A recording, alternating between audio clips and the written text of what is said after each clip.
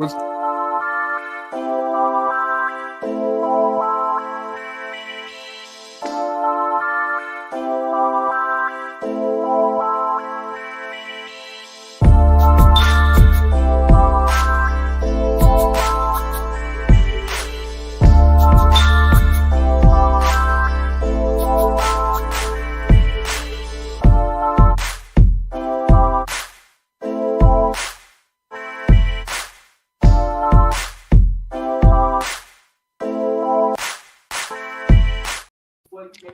What's up, everyone? Welcome to episode 126 of Long Story Short. Back on Nearing Nerdvana. It only took like... if you missed episode 125, we ran that on Carter's channel. Mercenaut channel. On the Mercenaut channel 2 weeks ago. 2 weeks ago, I think. And so, yeah, that show is there. We reviewed a lot of the sort of super variants from the modern age, seeing where they are currently, where they peaked, and then next week we're going to do on this channel modern non-variants, so sort of a follow-up to that show. So we had a lot of positive feedback on that one. So anyways, yeah, if you missed 125, go check out the Mercenaut channel. It's living there. Doc Joe is saying, I was wondering why the production value was bad. I really don't do anything, so I just sit here and push buttons. Yeah, I guess I'll have to download the episode and then upload it to the channel or something, or I'll just be lazy and not do it, and then you'll have to subscribe to Mercenaut's channel anyways, because he's been doing a lot of people, a lot of the usual viewers tune in for it. So, and I think we got last time I checked pretty similar views to what we get here. So most of you probably seen it, but if you haven't, go check it out. It's on Carter's channel. Yeah. So how's everyone's week's been going since I haven't talked to y'all besides in like a group chat? Yeah, man, things have been good, man. I've had a lot of good luck with Golden Age lately, so I'm happy that just got this yesterday. This has been a very long time grail for me. Oh, nice. Got this for a nice deal. So really, really happy about this. But it's been a good week, man. There's a small show coming up on Saturday. About a half hour away that I plan to hit up, but yeah, man, beyond that, happy to be back. How long have we been off? It's been 2 weeks since we've done anything on Nearing Nerdvana, right? We missed last week, and the week before that it was on Carter's. Yeah, that sounds right. Okay. Yeah. And then last minute I decided to go to San Diego Comic-Con again, because I was thinking about not going to save up money for a car, but then I was like, kind of like, let's just make this one the last hurrah and I'll skip out next year.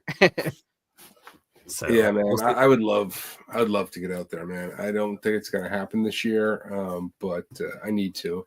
That and Heroes Con, man, I see the videos people are posting about all the books there, and I'm like, God damn it, I gotta get down there at some point. So those are the two at the top of my list.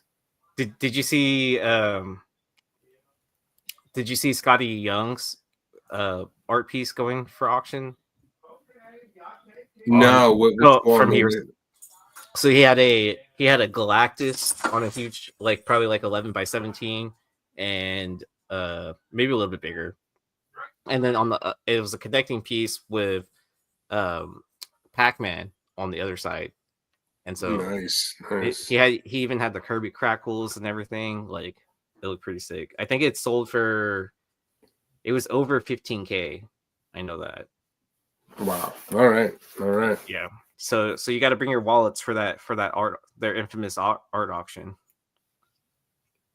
Is Carter frozen or is this really still? Okay, there he is. Or he's sorry, I was looking at something on Twitter. No. Sorry. He was about to buy something. Don't lie. Oh yeah.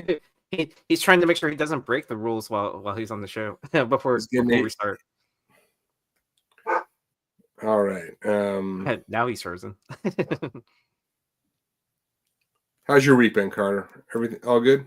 Yeah. It's okay. Just hanging out. Went to a dollar sale today, and then that was about it. Enough? Did you find enough for a haul video or? I don't know. It feels like it would be a mediocre haul. Save it up for a future haul then. Yeah. All right. Right. I like how your beard is fully grown back now. Hallelujah. I'll never cut this thing again. Ever. Ever. My chin. A guy I work with just did the same thing, and he's like cursing it. Like he fucked it up shaving, and he was like, he's just like hating life. But give it 2.5 weeks and he'll be back. But I'm like, where did my chin go? I knew I had like a more broader chin than what I had before I cut it. And then like all of a sudden, and then I tried to keep the mustache with no chin, and I was just like, I was looking really awful. So something happened. So I gotta like maybe do some exercises. I mean, that's what happens when your chin doesn't have see sunlight for so many years. Shrinks. Mm-hmm. Yeah, man. So I have a question. So when you cut it into a mustache, did it look like you were in an 80s porn film or something like that? Is that no, it didn't even look like that. I looked like a little Indian dude. I look bad. I look awful. So you're going for that Freddie Mercury look, is what you're telling us. Not even that. I wish. It was looking bad. I was looking like an Indian creeper. It was bad. So you're like, I can't go to a con looking like this. Yeah, I had to cut everything off and just kind of stay in the house for a long time. That's how it was. Exactly how it was. But then when you went out back into the public and started digging, you're like, oh, there's a bunch of stuff to buy now. Honestly, it really wasn't. It was just it's just not the shit. Okay, I noticed because I'm comparing this to maybe a few years ago, back when you had spec to go off of, and now there's nothing. It's just now it's just dollar books are my salvation. Yeah, man. That's what Joe, don't your family be entertaining right now, bro? It's my wife's side of the family, so you were excused from the room, dude. You had some work to do. Fucking making burgers and food right now. All fucking. It's almost like fucking 10 o'clock, bro. Is music playing?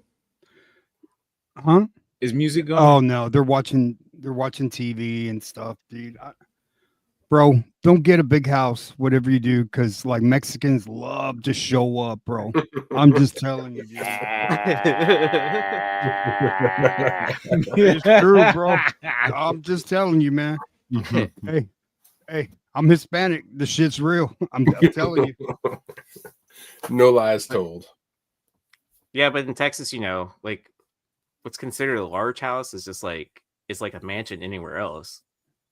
Just a all right. Anyways, I guess we'll start with what people are here for, right?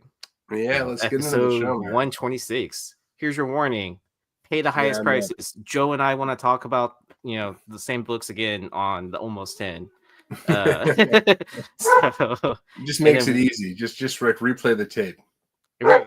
And then because it makes it great too, because Ben's already done the research for us, and then when Stein or Brian are oh, I don't know anything about this book, it's oh, we actually covered this yesterday.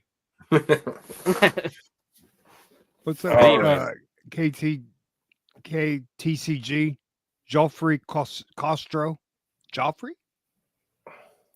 Oh yeah, and then Ka or whatever TCG was asking, what has anyone watched Ironheart on the panel? I saw the first 2 episodes. They're not bad. I didn't find anything wrong with it. Honestly, like I've been enjoying it. Like Yeah, it like compared to like it's all the other okay. Disney Plus. I'm like shocked that it's not terrible I mean, compared to like a lot of the other compared to like the other other Marvel things. Disney Plus shows, yeah, it's on the side of the better side. So I don't know why people are review bombing it.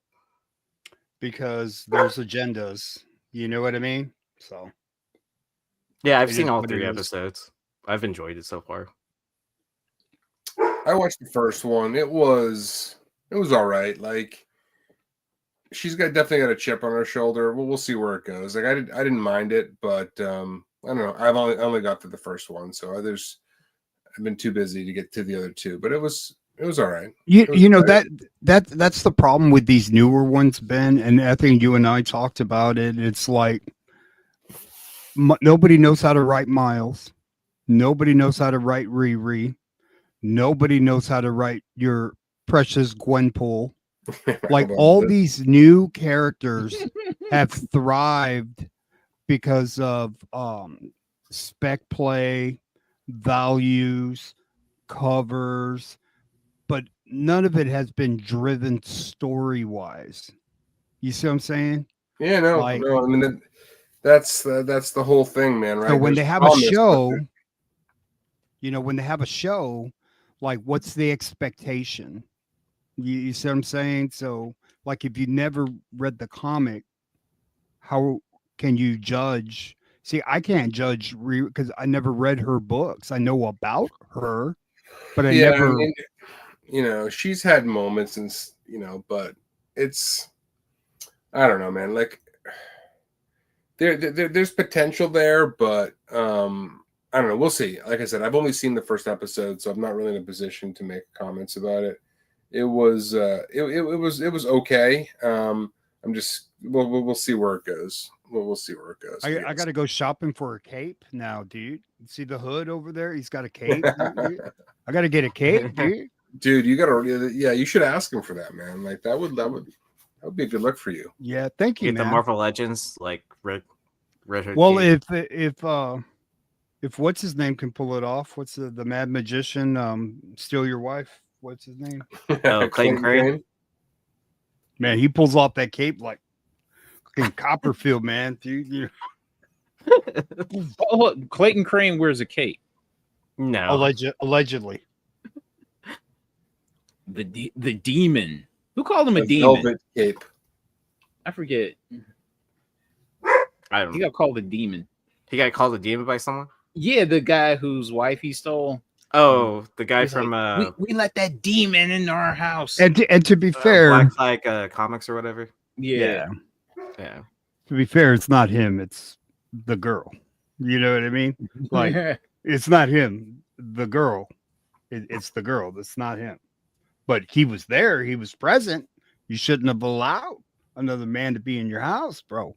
You know what I'm Are saying? we sure that he didn't have a single chair in the corner of his bedroom? Oh, I see what you're saying. Yeah, Yeah, I didn't want to say it outright. Yeah, I see what you're saying. Yeah. Sorry, we haven't been together in a couple of weeks, so man, we're just Well, I didn't want to say it outright on this channel. So like Hey, Adam, if you're asking me if I read the new Gwenpool series, yeah, it's exceeded expectations. We'll see where it goes. I'll tell you the book to get, bro. And I saw it. I saw it today. My buddy Steve showed me at the shop, bro.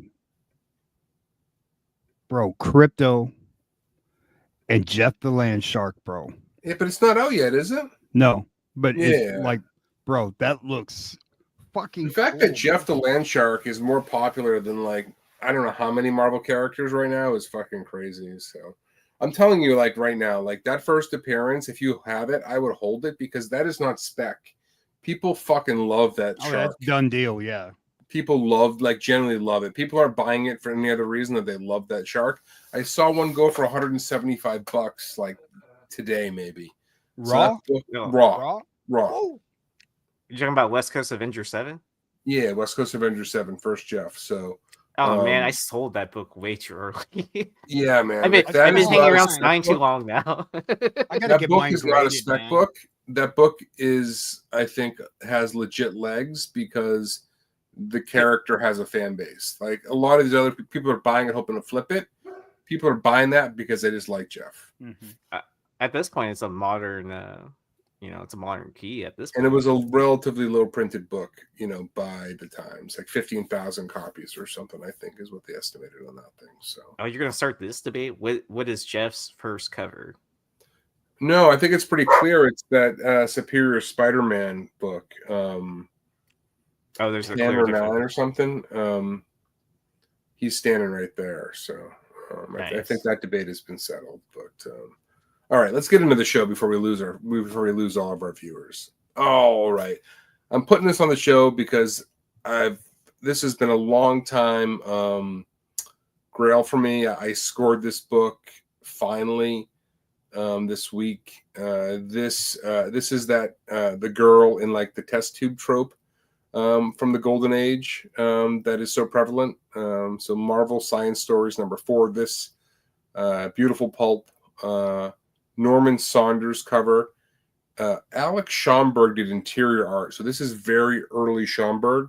This book is from 1939, so very, very old.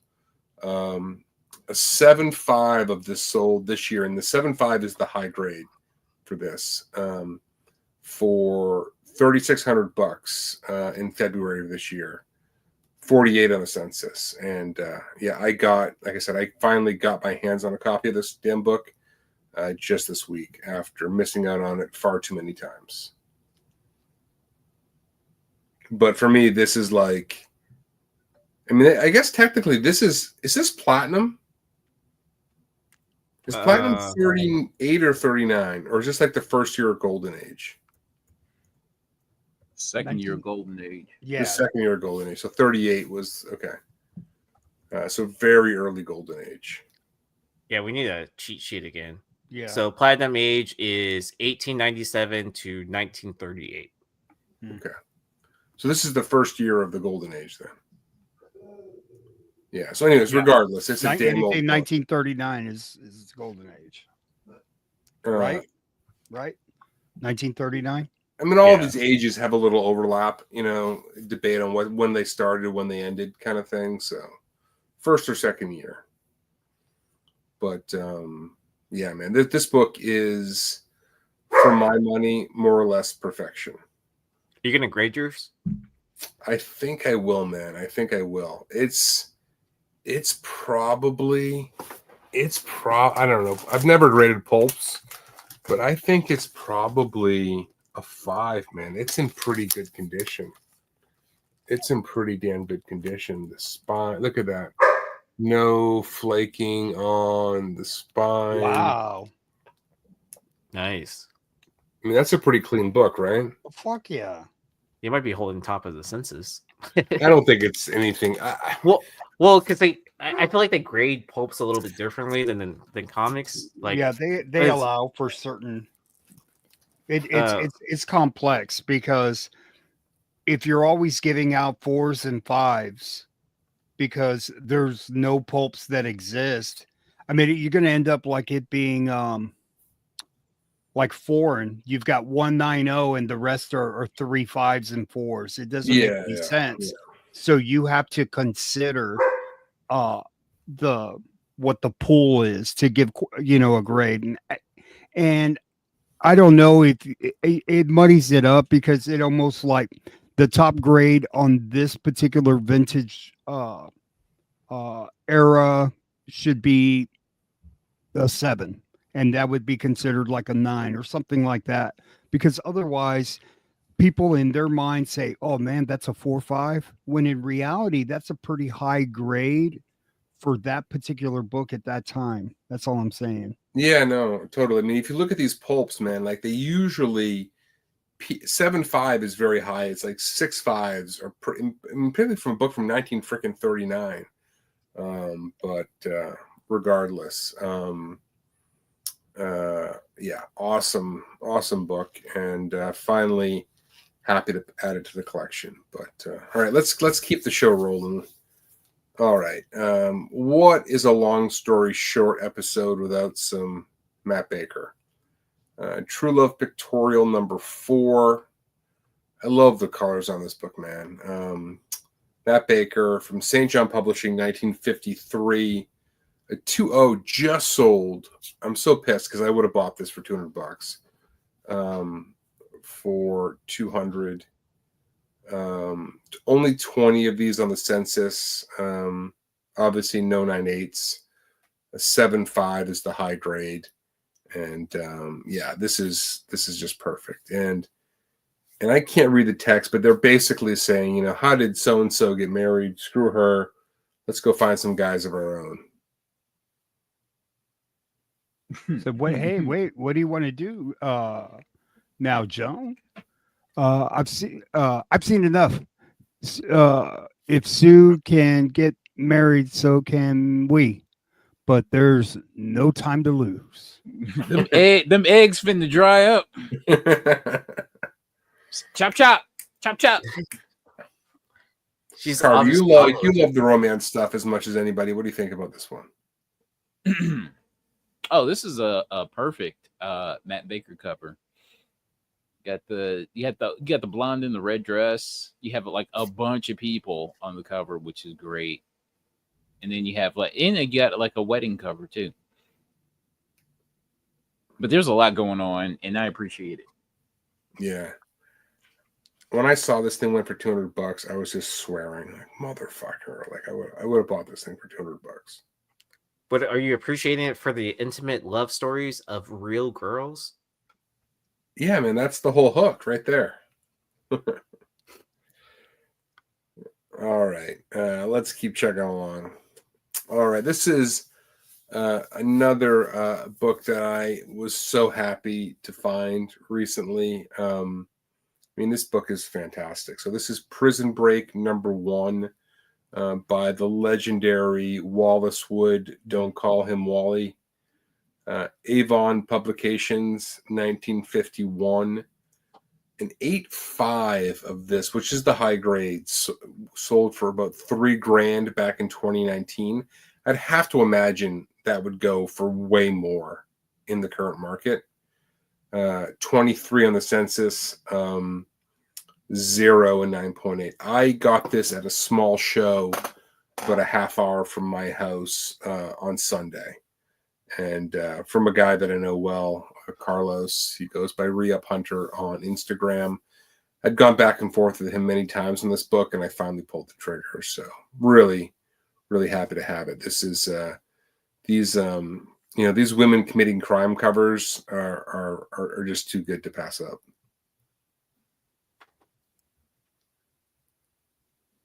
This one's pretty obscure. 23 is super low.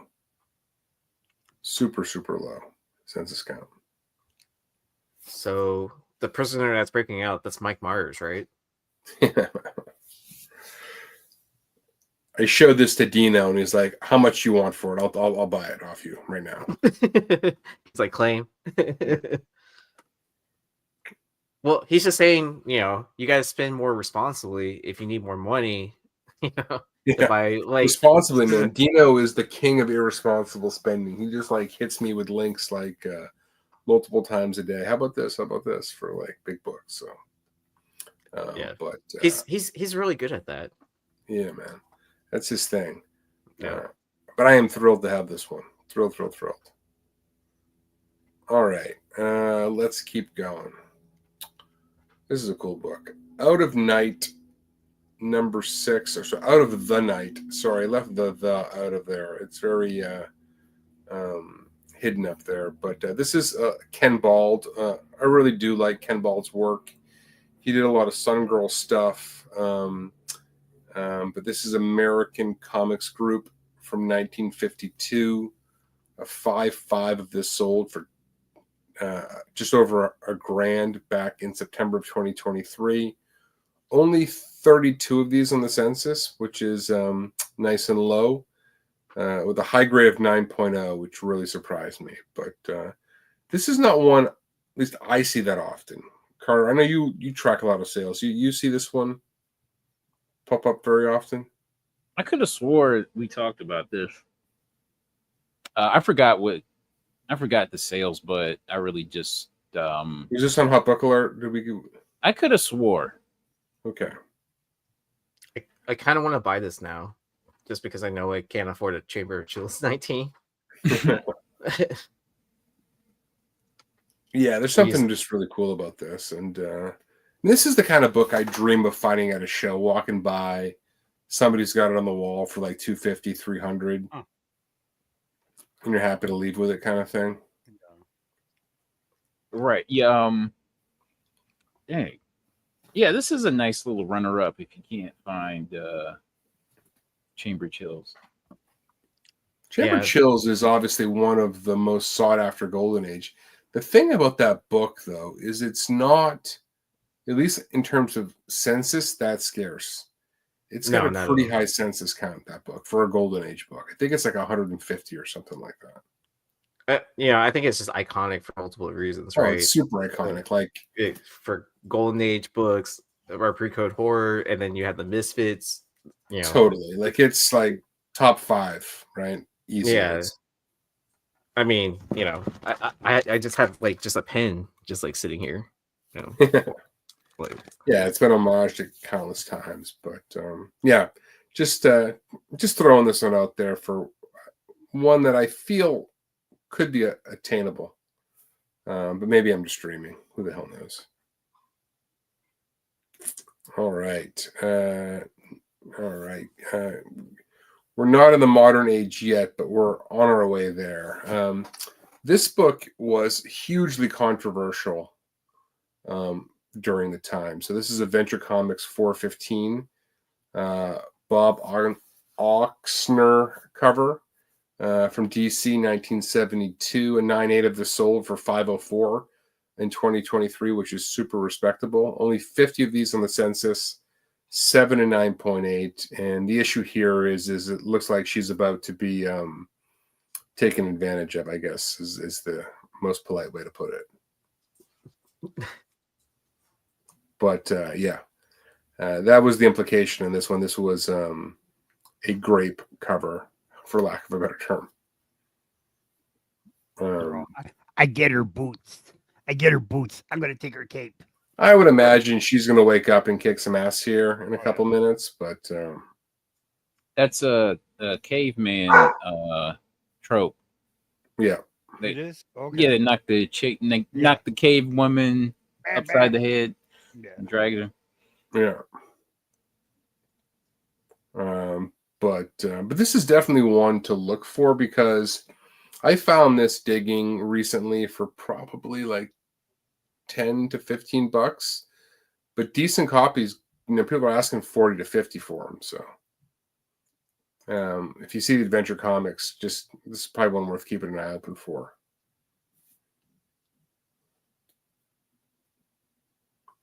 All right, let's keep it with the Superman theme. Action Comics reprints have been hot. With the Superman movie coming out this summer. This is a Tony Daniel acetate cover, so nobody get too wound up. Like, acetate was a thing before the whole Clayton Crane debacle. This was from the Toronto Comic-Con in 2017. A 9.8 sold recently for $160, which is respectable. 70 of these on the census, which is not super high, and 54 of those in 9.8. I think the acetate here is basically the modern Superman on top of the original cover. Was this a Fan Expo exclusive? It probably was a Fan Expo. Yeah, because I think Toronto has a big Fan Expo event, right? Yeah, it probably was, Aaron. Yeah. But I'll have to go look through my acetate collection covers. See if I have. Why, you have a bunch of these? I think I have one. I mean, for a while I was just collecting Action Comic 1 reprints anyways. So just because I was like kind of like, oh, this is cool. And then I was like, all right, there's too many. Yeah, I mean it's crazy. But this one, I mean, a lot of these Action reprints have been going for crazy. I don't know if you want Swaggle did a video today where an action on Heritage, an Action Comics #1 cover went for $400,000. Oh wow! Just the damn cover. Just the cover went for $400,000. That's crazy. It's nuts. Yeah, it was a good looking cover. I mean, was it a joke when people were showing that slab of CBCS where it was just like the little code stamp from an Action Comics 1 or whatever? Yeah, is that real? But yeah, I mean, for a while I was just collecting Action Comic 1 reprints, but I guess I'll have to sell them now. There's a lot. But, this one's cool. I would pull the trigger on this. I mean, for far less than this, but if I saw it for the right price. So. Oh, my favorite's always like when people like have collections and then they're like, "Oh, I think I have Action Comics #1." I'm like, "Okay, send me a picture," and they send me a picture. And it's it's a reprint. It's an obvious reprint. I was like, yeah, you see how it says $3.99 on there? I was like, that wasn't the price back then. Yeah, they weren't going for that much back then. Yeah, I was like, right. They're like, how much is it worth? That price? Yeah. I don't know if we've talked about this book on the show or not. I couldn't remember, but fuck it, I'm putting it back on. Witchblade #125. This is a Chris Bacalo. This was just a limited edition. I don't know what it was limited to, but it's a flip book. It's a front and back cover. There's only 4 of these on the census, 3 and 9.8. The A cover is a version of this, but it's like the top half is white. It's not nearly as cool, but just one of my favorite artists, and just a tougher book to find. If you go to the next slide, Aaron, you can see the back cover of this, which is a cover B. Like, so, done in the same sort of half white sort of trade dress. You can look those up, but this was a cover B. The other one was a cover A, and this was a limited edition. And back in the day, they weren't exactly open about what they were limited to, but you don't see this one all that often.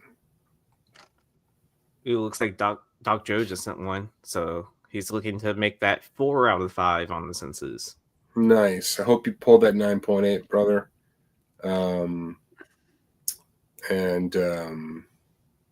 I think there's one of these on eBay. Someone's asking like $75 or $80 for it or something, which is not what you should pay for it, but just as a reference point. But yeah, I do love this book. I'm really just for the art.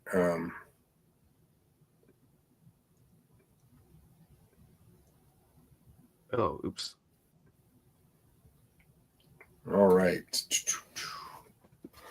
This is an awesome Adam Kubert sketch cover. Hunt for Wolverine #1, 1 in 1,000 from 2018. A 9.8 of this sold for $325, which for a 1 in 1,000 just feels low, but none of these super high ratios ever seem to go for all that much. But the line work in this book is freaking stunning. 179 on the census, 171 at 9.8. So by all accounts, a super easy 9.8 if you've got one of these. But this is an awesome wraparound cover. If you go to the back, oh yeah, here's the whole thing right here. Sorry, but this is awesome. I believe there was a color version of this as well. That was a 1 in 500, I want to say. But the pencils on this one, I just thought were phenomenal. Yeah. You ever seen this, Carter? Like out there in the wild? Nah. It looks like somebody sketched on the actual cover. I mean, yeah. Yes, the reproduction is actually that good, where it looks like it's an actual sketch cover. Like if you just go like that, you like come back with a little black smudge. Yeah. I I'm surprised that this book doesn't go for a little bit more, but I would not be surprised if Mel has sold one of these. I mean, that would be the exact person I would guess who sold one of these at some point. This is Mel somehow found one of these in his hands. The guys at Midtown hooked him up or something. How do you even ink something like this? You mean after the fact? Yeah. It's all digital now, right? I mean, like, digitally scan it in and then go for it. Yeah. That's the problem where, like, you see this stuff now, you see this amazing line work, and then they digitally ink it, and it just like loses all of its character. I mean, but so does that really just mean that the art of like inking has like kind of disappeared from the world of art? Or I mean, especially in comic books, since there's so much push to digital. Inking or coloring? Like, I think the coloring has, and it takes away so much from the line work. The inking aspect of it, like some of these, like I think this was probably inked, right? I mean, I would assume it's like pencils and inks, like mixed in with this, like there's I definitely. mean, but it could be primarily like, you know, pencils where it's just like different tones of shades, you know, put into it. But I would assume there's some ink in this that we're looking at right now. Oh, I think so. Look how dark it is in some areas and stuff. So, just like the detail around the teeth and stuff. Yeah.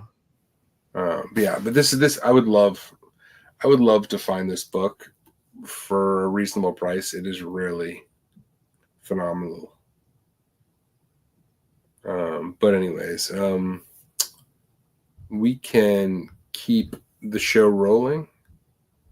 All right, there's not much to say about this. I just never seen this before. I know there's so many. This is probably a store exclusive. I was just like, I just saved this. I was like, what the hell is this book? And I thought it was pretty cool looking, but there's nothing else really to say about it other than it just kind of caught my eye. Is this a new title? Spider-Gwen Gwenverse? I think this was her title from like a year ago or 2 years ago. But I don't remember seeing this. It was probably a store exclusive. Okay, I know what you're talking about. The one where they had all the Greg Land covers where they were redoing Edge of Spider-Verse 2. Yes. Yeah. Like I said, I'd never seen this. I just stumbled across this. As like, I don't know. Store exclusive. Something I like about. But Comic Mint, that sounds about right. Thank you. That sounds about right. All right. Next. You know, these one per stores from the back in the day kind of intrigued me a little bit. But this is the X-Men from 2010. This is a cool Adi Granov. It's a version of the cover A. But they were given a one per store. That was probably a true one per store back in the day. This book doesn't necessarily go for a whole hell of a lot. A 9.8 sold in 2022 for $60. Also, the high sale was coincidentally also in 2022 for just over $200. Only 95 of these on the census, but you know, this is the kind of book I love pulling out of variant boxes. You know, for stupid cheap prices at times, but I love Granov and the one per store aspect of this. I don't know, just kind of makes you want to have it. I like the classic trade on it. Mm-hmm. Yeah. Was this the Vampire X-Men? I thought it was. It looks like it. Was that run, man? Yeah. The Twilight X-Men. Will it forever be known as that? I mean, I would assume so. Yes. Yes. Yeah. A lot of people leaned into that vampire aspect. Yeah, I mean that was the time, right? Everything had to be vampires. I mean, this was the window where Marvel was doing all those vampire variants, right? 2010, 2011. So people are asking, did the X-Men sparkle in the sun? So this is that time period when Jubilee turned into a vampire. Yeah. And they had like what? They had the 1 in 10 vampire variants during that time period too, right? Yeah. There's lots of them. There's like Black Widow, Captain America. I mean, there's a bunch. We've covered Daredevil. We've covered so many on the show of those vampire variants. Team Edward or Team Jacob? I've never seen Twilight, so I don't know which one's which. You're not picking teams right now? I've never seen the film, so I don't know how to pick a film or how to pick a team. So I think Edward is Batman. So I guess I'll just go with. You're going by the roles they're playing now. Yeah. Oh, Joe looks like he would know all about that. yeah, right. Well, I'll be right back, guys. He went to go put on his eyeliner. So, all right. Put in his fangs. Yeah. All right. This is another Grana. This book doesn't go for anything, but it's really cool. I've always really liked this variant. This is ASM 612. A 90 of this sold back in 2023 for $100, only 94 in the census. And like I said, this is just an open order variant, but I don't know. I've always liked this cover. This don't go for nothing. It's weird. It's during that time period where all of the, where you have some really expensive Spidey variants, and this just doesn't go for anything. No, it's like cover plus, right? I mean, but it's a really good looking cover, man. Yeah. And you just think, oh, maybe one day, and it's just like, nah, it ain't coming. That day ain't coming. You never know. I mean, it's weird how these things come to life, but it's a really well rendered book. And I'll still grab these for less than cover when I find them, but it's never really had its day, this book, really ever. Really gonna have to do a massive push job when it comes to this one. And there's a 612. There's also like there was a Black Cat variant on this one. Ed McGuinness. Yeah. What else was on this one? There was another one. Yeah, Black Cat, her leg is like double jointed. Yeah, it's a weird, yeah. But what's Justin saying? Have you guys seen the upcoming Bermejo? Yeah, with Black Cat, that Bermejo Black Cat cover, that thing is badass, man. Really good looking book. Really but for a 98 to sell for $100, that's still pretty good. I mean, it's all right. That's not the high. I think it's actually gone for a little bit more, but whatever. But it's also been 2 years. It's one of these books when I'm digging, like I'll always grab it from the dollar bins, hoping it'll be something one day, and it never does. But it's because Peter didn't show his Peter. Wrong title. So yeah. All right, what do we got next?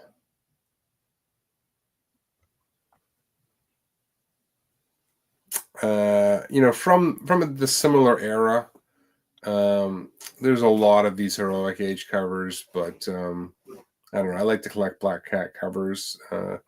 This is a Jay Anacleto cover, a 1 in 15, a 9/8 sold, which is a low. Like it's sold for much more than this historically, but a 9/8 sold recently for $51. Only 44 of these in the census, which seems really low for a Black Cat book. 28 and 9.8, but this book has gone for, I want to say, for over 100 in 9.8. I remember, this is another book that didn't go for shit. Oddly enough, because aren't there some of these heroic age variants that go for a little bit of something? A little bit, yeah. Like the Lady Deadpool one. Campbell did what? She-Hulk. Does that one do anything? It was doing something, but not anymore. Unfortunately. But there's a bunch of variants like this too, right? For the heroic age. Oh yeah, there's tons of them. and most of those don't do anything. So Oh, is the one with Gambit and Rogue on there, like kissing or flirting or something? That goes for a little bit. I don't think so. I would have bought it if it was.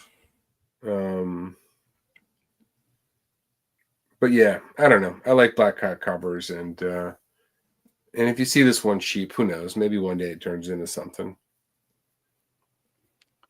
Who knows? But don't go pay stupid money for stupid books. Yeah. All right. Next we're sticking with ASM tonight, man. Speaking of Bermejo, I think I threw this one on here because I was inspired by that new book coming out. But this is ASM 677, 1 in 25. Last night I had this sold for $175, which is respectable. Not even 50 of these on the census, so pretty low. And just over half of those in 9.8. You got this, Carter? You must have this one. I had it. Any idea? You sold it raw or did you sell it graded? I sold it raw. Any idea what you got for it? No, this was a long time ago. I want to say this was like probably 10 years ago when I sold this. Oh wow. Yeah. Because it was that, and then you had the Daredevil. I think it was a Bermejo cover too. I think it was like probably the same storyline. Yes. Yeah. And it's features Spidey on the cover along with Daredevil. And I think I sold it as a set because I found both of them and I sold That's them probably as a pretty good, probably did pretty well in that set, I would imagine. At that time, but Mm-hmm. I've always liked this book, and it doesn't pop up that often. But 175. If you could find this digging for 25, grade it, flip it for 175, you'd do well for yourself. Nice. All right. Captain America #1. This is from the 2013 series. This is a cool Paulo Rivera cover from Hastings. We've talked about the Hastings books a lot on this show. Some of them are really hard to come by. This one kind of feels that way because there's not really many on eBay that I saw. Although someone please correct me if I'm wrong. I didn't do an exhaustive search. A 9.8 sold for $41, which is really nothing. Back a couple years ago, only 9 on the census, 7 and 9.8. But yeah, the Hastings books are slowly building a beat. It feels like. Oh yes, I need to hear that. And some go for crazy. You know which Hastings book I really need to sell is probably the Deadpool Donald Trump one.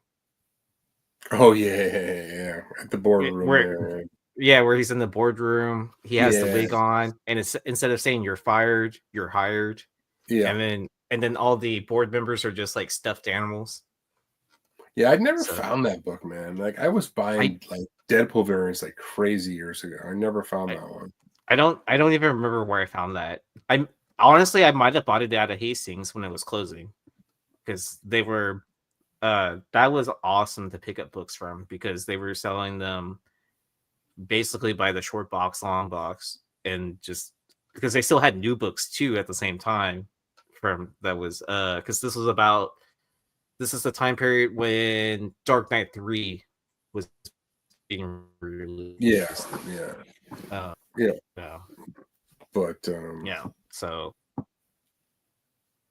yeah, this is a cool looking book. I love Paulo Rivera, but yeah, when I dig, I grab the Hastings stuff now whenever I see it. But you can't go fast. Their logo's always at the bottom of the book, so yes, you got to pull it out and look for it. So unless you're familiar with the cover too, because he'll sneak up on you real quick. Yep. All right. We'll give this one to Igor. I know he loves Puppeteer Lee. This is Dynamite #1 from 2020. This was a store exclusive. I forget the store. A 9/8 of this thing sold for $100 almost 2 years ago. Only 29 of these on the census, 24, 9.8. But yeah, a great vampy cover by Puppeteer Lee. I would imagine you could probably still find this for, my guess, this was a $20 or $25 buy-in at the time, something like that. How do you even write that in the eBay search? Jeez. It's a pain in the ass, man. With the exclamation point in the middle. Ugh. Yeah, it just. Damn you. I think I tried selling a Dynamite book like this before on eBay. Well, looking it up is a big enough pain in the ass. Like, Yeah, and I made sure to put the artist name and then all that stuff. This was probably like when I was first starting to sell, and even before I was on podcasting again, or podcasting at all. And so I was like, well, I don't know what to sell these for, so I just listed them all for $1, and ran it for an auction for a week or whatever. And I want to say it was like probably like Archer Dynamite books. It was just like random like, stuff from mystery boxes or whatever. I was just trying to thin out the herd. Yeah, and, I remember ordering this book when it came out, like just seeing it, like this is. I didn't even really know who the hell Puppeteer Lee was at the time. Just like seeing this, I'm like, this is a pretty cool. It's pretty edgy to it. So I remember buying this thing, but I don't even know where the hell it is. Yeah, a cool looking vampy. I honestly forgot about Puppeteer Lee for a minute. And some of his stuff for Marvel has been hitting pretty hard. Like his Magic cover was badass for my money. Yeah. And his Psylocke cover was pretty good. Yeah, I need to start picking up some books from him again. Yeah, he's definitely having a resurgence at the moment. But anyways, this is an early one. Which is a good time to buy. Yeah. All right. It's funny. I don't think we've ever talked about this Frisen, or at least not the variant version of this book, but we've covered so many Frisen books over the years. But this is Vampy number 7 from back in 2014. This is a 1 in 50 by Jenny Frisen. So this is before, Dynamite got too crazy with the variants. But a 9/8 of this sold back in 2021 for $160. There's no way that would go for more now, I don't think. But 28 on the census, 19 and 9.8. But just a great vampy done by Frisen. This was also on, I don't know if it was on the cover A, but it was on with the trade dress. It was on an open order, I believe. Sweet. Solid work, nice proportions, well rendered. And the thing is that this is a 1 in 50 on an issue 7. I was looking through, like, they weren't dropping 1 in 50s regularly. Oh, this okay. time. You'd see like a 1 in 25 here, 1 in 20, whatever, but like they just dropped the 1 in 50 out of nowhere on this book. It wasn't like every issue had a 1 in 50 coming out like they do now. Okay, so it wasn't like a 1 in 10, a 1 in 11, all the way up to 1 in 50. I mean, there may have been another ratio in there, but it wasn't like issue 8 hit a 1 in 50, not 6. Like they just made this a 1 in 50. Yeah. But yeah, I don't know. I like it. I would buy this. I would buy this at the right price. No question. No question. Easy buy. All right. I'm going to switch spots with Joe since I don't know where he is. Nothing to say about this other than I love Rick Remender. I love Deadly Class, and I love these cover Bs. This is a Jerome Opina cover B, and I just love the vibe on this one. I started watching Deadly Class, by the way. I forgot to tell you. Oh yeah, man. That show could have gone for a long time. Like that seems like a property somebody needs to revisit. Yeah. It's on the too bad. Sci-Fi channel. Yeah, it's too bad Sifi owns it. So You know, the funny thing is that the Russo brothers produced that. oh, did they? Benedict Wong was like a main character. Like that show was not a bad show. Yeah. Is this chick in high school with that many tattoos? Well, I guess was it technically they were all older, but I mean, it's hard to tell because I thought it was like what UK vibe. So I believe what they call like university is like equivalent to our high school. Is that right? Is that right? They were Something like that. It was in California, right? Though, like I thought don't they know, were in the UK or something like that. They're all I don't know. skaters though and stuff. I don't know, but it's tough to pin that. But yeah, it's from Ender. And They're a part of some school of formal education. Yeah, and they're assassins, so whatever, man. But yeah, so I mean, take that with what you want to. This is streaming for free. Like you can find it, and it's a really cool watch, man. So yeah, it's on the Roku channel app. If you have and she's smoking. You can also watch this on a browser, on a web browser. Yes, you can watch it on the Roku. It's free streaming on the Roku web browser. So yeah, which is a legit website. It's not like a pirate thing or anything. Who raised this girl? She's a badass. So once you sign up for an account, you know, Longshore and I each get $5 per account. Make sure you're using the code. Alrighty. All right. This I grabbed this over the weekend. It doesn't go for a goddamn thing, so but it's such a cool cover. This is Blackheart Billy #2. A Carrion Dwyer cover.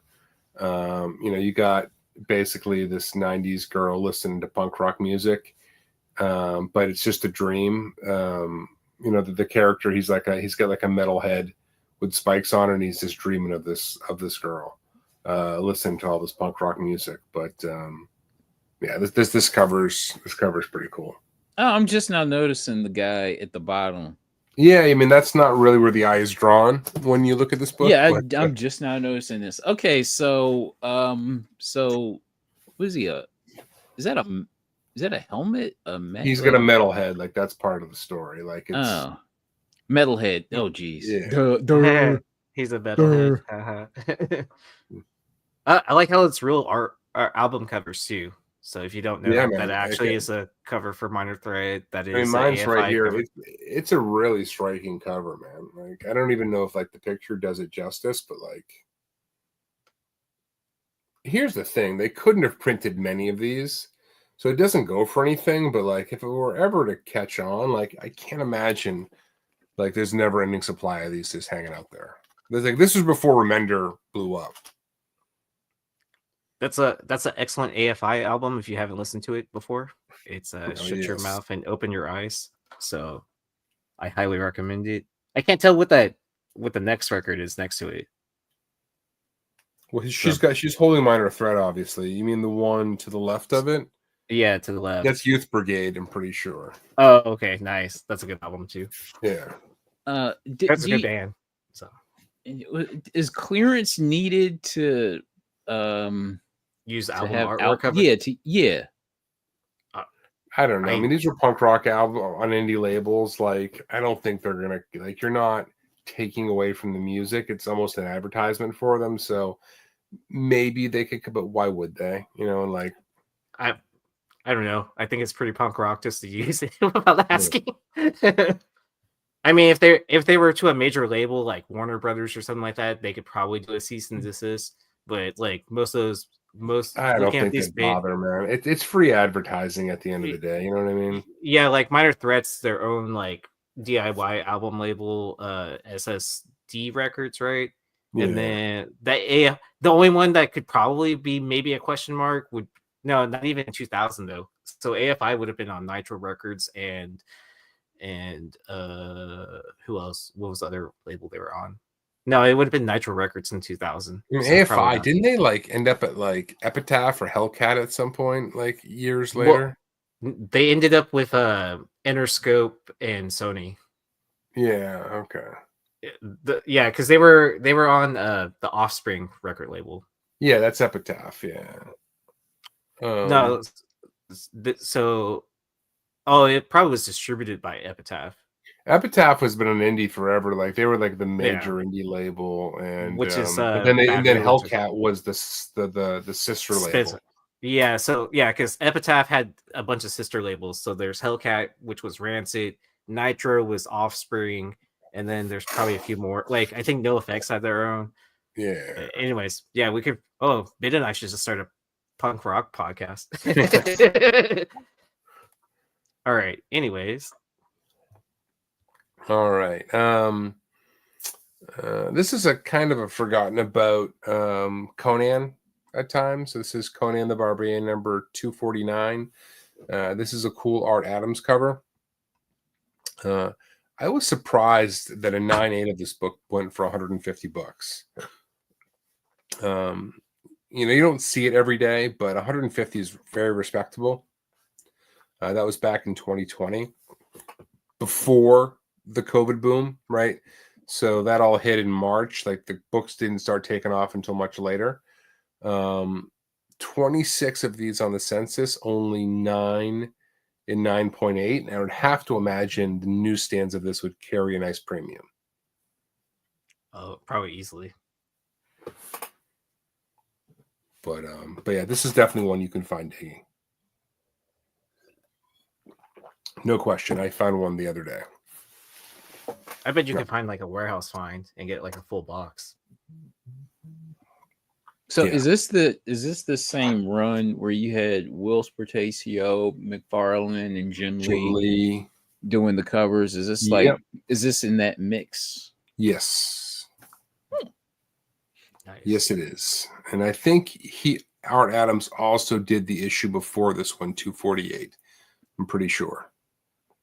But yeah, it's all of that time, 100%. Now you have to find the Rob Liefeld cover of this of Conan. No feet for sure. All right. This may be the last book of the night. I had forgotten that this book came out, but Batman Who Laughs, number 1. This was a Warren. I think I left the W off his name.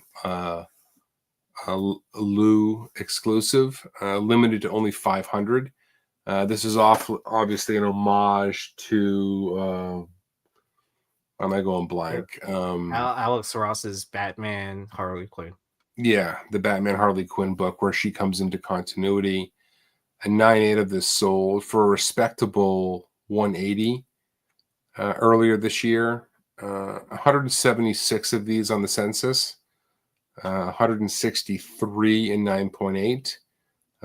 But more than half of these are signature series. I just totally forgot about this book. I think people generally forgot about this character. He was hot. That Batman Who Laughs had a moment where he was hot as hell. Right. I don't disagree with that. I think they linked too much into the metal part of it, and it kind of like lost its message or whatever they were trying to achieve. Oh, totally. They killed it like everything else, but there was a minute there. Yeah. It was a beautiful time. Had so much potential, right?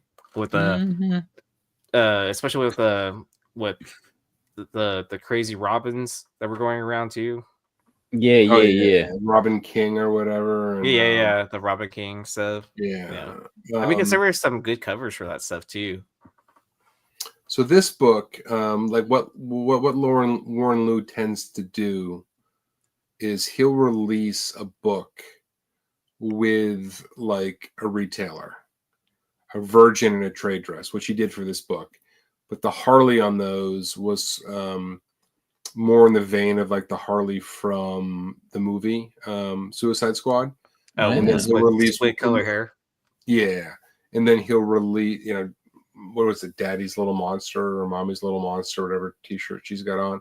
And then he'll release a more limited version from his own store, and that's what this one was. This is the more limited version. Oh, that's cool.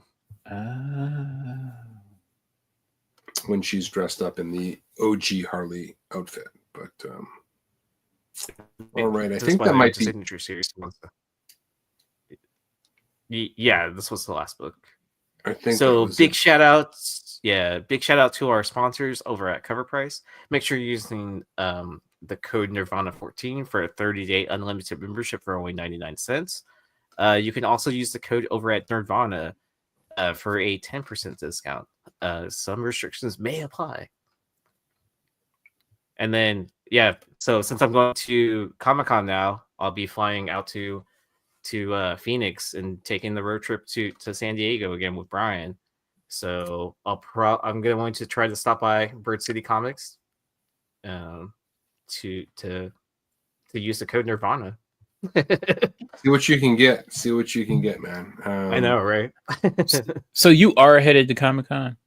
Yeah, so I'm going to San Diego Comic-Con again, finally. Yeah, I've already bought my plane ticket. I've paid for my third of the Airbnb already, or half of my third, or something. Is the Airbnb nice? It's in the Gaslamp district. It does look like it's like a studio that's like multi-level and stuff like that. There's areas where we can be set up to do live streams. So we're all planning, strategically when we're gonna be each live streaming.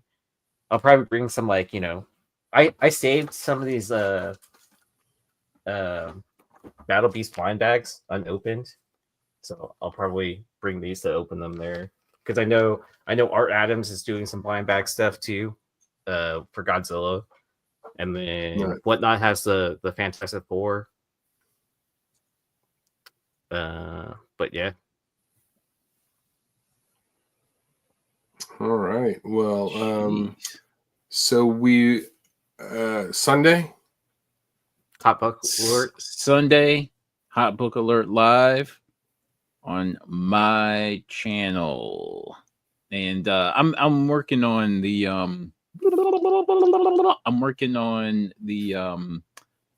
the hot modern books for long story short.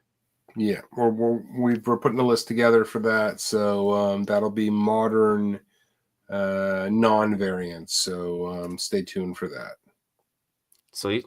And then I think I can't remember if I'm going to have time for the Hot 10 tomorrow or not. I can't remember. So, but I know more than likely Joe will be on the Hot 10 tomorrow night. I'm going to try to make it. I forget if I had something scheduled or not. I might have band practice, so that's why I might be on the show. I might not have by the dip, is what it is. So, but that'll be on the House of Stein. I know there's an announcement for the Stein box. I don't remember what number this is at this point. So, Brian and I may be creating some of stuff from our collections to add to it too as well. So be on the lookout for that. Yeah. Nice. Really good time. And then Saturday night, Beyond Wednesday's Modern Comic Mayhem. I'll see if I can make it. All right. Gary Moore says, "What's up, fellas? On a plane to Jesse's grand opening and had to catch the show." Oh, thank you so much for jumping in. All right, nice. Thanks for joining us from 45,000 feet.